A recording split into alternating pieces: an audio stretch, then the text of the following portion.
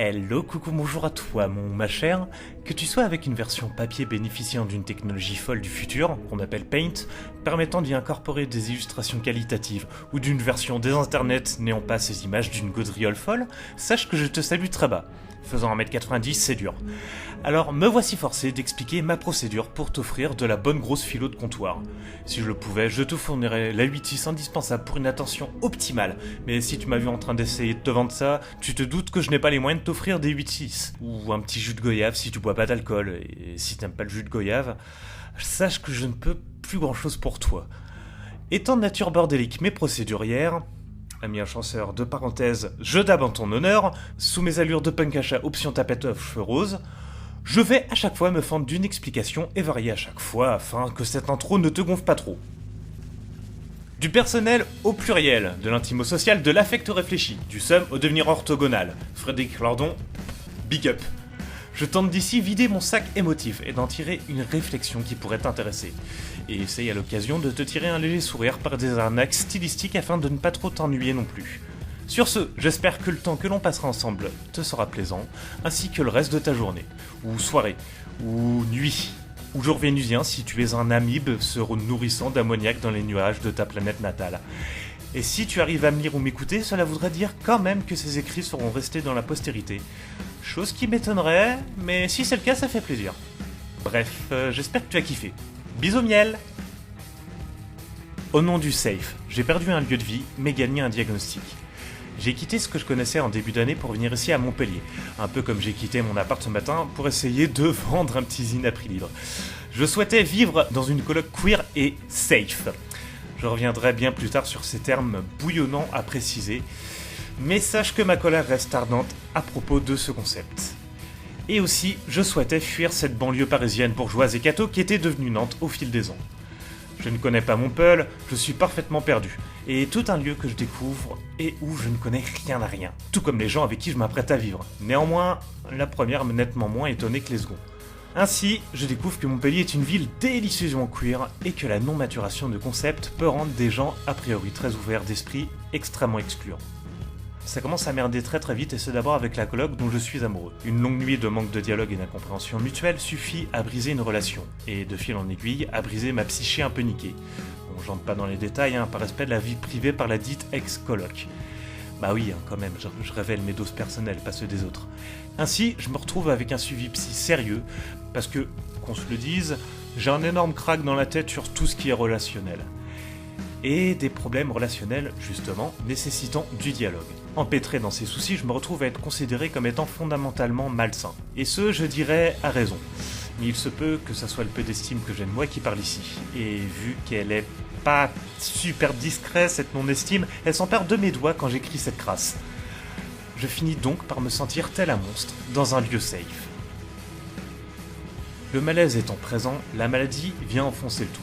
Grande irrégularité de l'humeur, torturé d'arien, sans cesse harcelé par des dilemmes moraux incongrus voire inexistants, paranoïa fulgurante.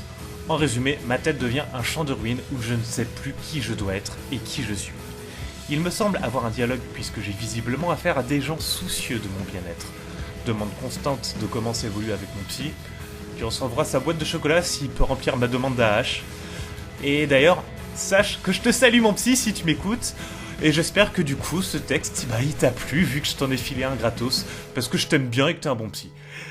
Donc demande constante de comment je me sens aussi, de ce que j'ai envie de confier et tout et tout.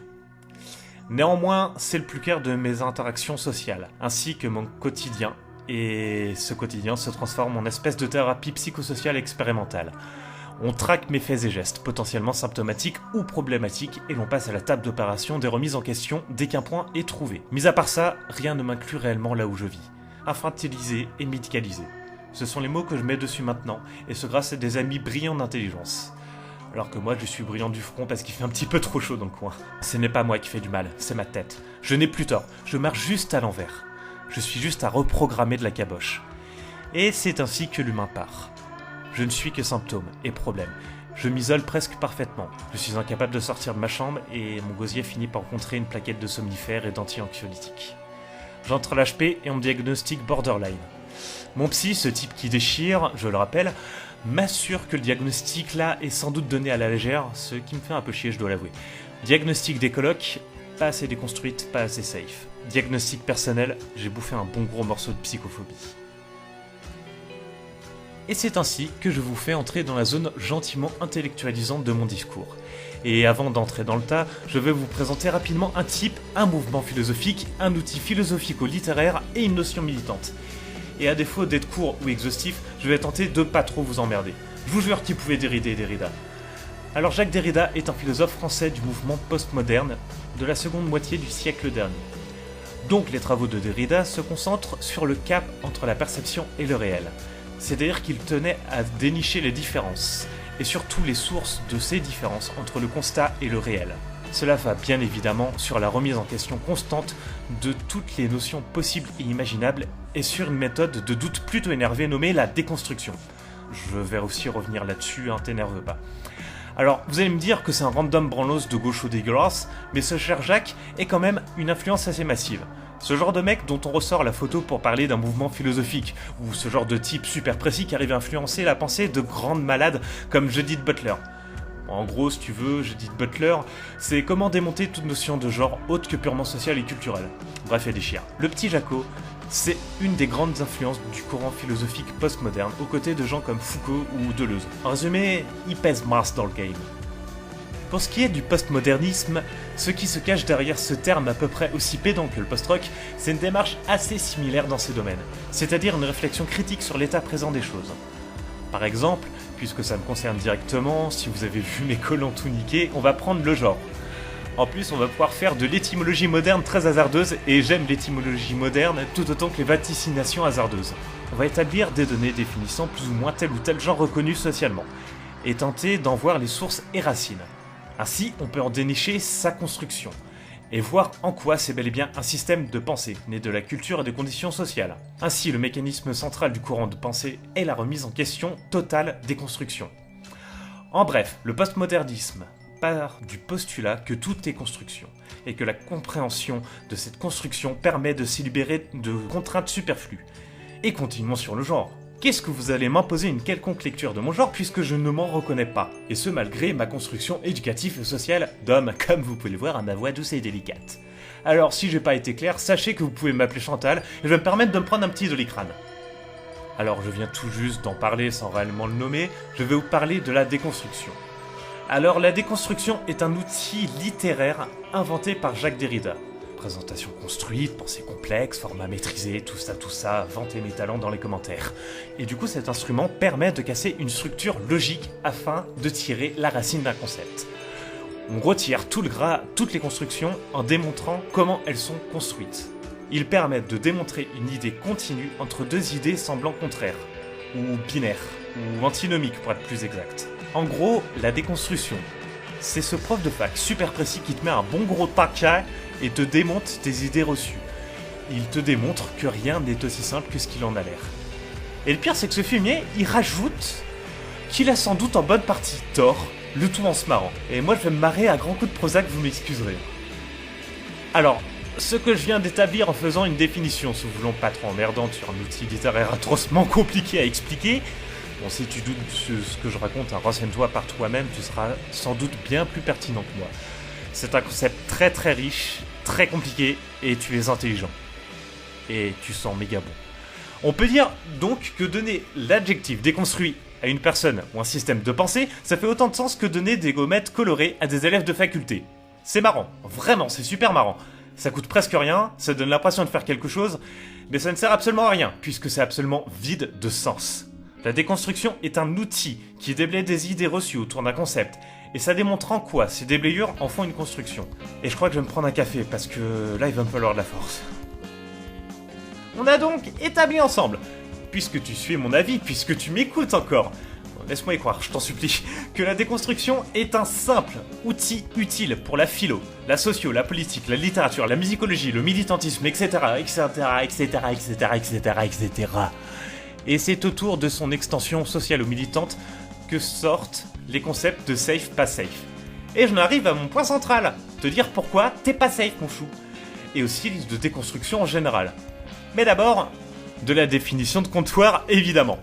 Sera considéré comme safe tout individu ou concept pouvant interagir sereinement et sans accroc avec tel ou tel milieu après avoir déconstruit ses points problématiques avec le dit milieu. Par exemple, imaginons que je doive essayer d'être safe en milieu vendéen, donc royaliste. Admettons que j'essaye de prendre au sérieux et d'être respectueux envers le royalisme de manière générale. Cela me demanderait de remettre en cause tous les fondements de ma pensée et de ma logique d'anarchiste bookchinien dégueulasse. Et d'ainsi renier la base de ma pensée. Donc, si je souhaite être safe envers une pensée royaliste, je dois accepter d'être un contresens sur pattes et de renier tout ce qui me constitue. De plus, je devrais accepter que ce qui me définit est caduque aux yeux de ces royalistes, nonobstant le respect que l'on se doit respectivement. Puisque c'est dans ce respect que se place le débat, qu'il soit contradictoire ou pas, j'aime bien le rappeler quand même. Ainsi, être safe, ici, c'est accomplir une déconstruction impossible dans ce milieu politique. Être safe ici signifie renier mes convictions profondes, pour que le conflit inévitable devienne un débat non contradictoire. Oui, puisque le désaccord, dans le safe, n'est pas. Seul le consensus peut survivre, même s'il est impossible. De plus, parce qu'il est binaire et n'accepte pas les étapes intermédiaires, le système safe-pas safe est par nature incompatible avec l'outil même de déconstruction, qui pourtant est son inspiration et sa source totale. Donc, en résumant, si je réfléchis en safe-pas safe, je ne pourrais pas discuter avec des militants de la Manif pour tous de manière respectueuse, puisque mes arguments ne pourraient que les heurter. Ainsi, le débat est clos. Ils ne me sont pas safe et je ne leur suis pas safe. Ce qui est chiant. Et pour ce qui est de la Vendée, sachez que quand vous voulez, on s'organise un petit week-end guillotin en train et on transforme le motacheur en Kronstadt. Mais qui tient pour le coup là. Étant un élément de protection, le safe-pas safe revêt ici le rôle de système excluant. C'est-à-dire qu'il faut réussir à rendre safe l'élément qui ne l'est pas, et si nécessaire l'exclure s'il n'est pas conforme au plus vite. On exclut donc ici les mécanismes de progression de la pensée, pourtant indispensables dans une déconstruction. Cette conceptualisation de l'usage de la déconstruction, contraire à ces mécanismes mêmes, contredit la démarche de déconstruction. Le moteur du safe-pas safe, je me répète, oui, je sais, je le fais à la Foucault. C'est un peu chiant au niveau de la stylistique, mais c'est super intéressant. Cœur sur toi, mon chauve. C'est comme une espèce d'interrupteur qui ne saurait dire qu'un ou zéro en code binaire. Elle ne permet pas de dialogue autre que parfaitement révolutionnaire. Révolutionnaire dans le sens où tous les éléments changent. Ce qui n'est pas courant dans une vie, admettons-le. Demande à des historiens de la Révolution, ils daberont sur tes idées reçues. Genre Matt la série sur la Révolution d'Estonie, sur YouTube. En plus, il est sexy de l'infini.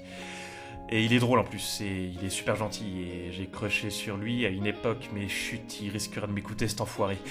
Alors, le mécanisme de safe-pas safe se retrouve être un système d'exclusion quasi automatique, puisqu'il n'admet pas d'étape dans le changement de demandé ou nécessaire. Réclamer ce mouvement équivaut à nier toute forme de déconstruction dans une construction problématique, ce qui est en contradiction même avec le raisonnement de déconstruction. Ce qui fait que quiconque étant qualifié de safe dans un milieu ne peut pas l'être, puisque le mécanisme même, là, est impossible. C'est la coupe en deux, hein. Tu peux me dire, t'inquiète, je suis habitué à la modestie. Oh. On peut dire que ce premier numéro respire la joie de vivre.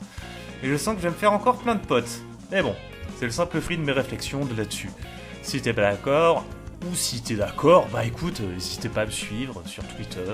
Je devrais proférer des propos d'un cogisme effarant et te tenir informé de quand je refais un morceau de philo de comptoir.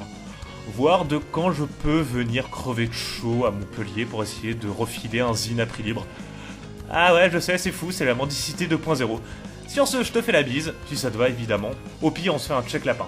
Et je te souhaite une bonne éclate.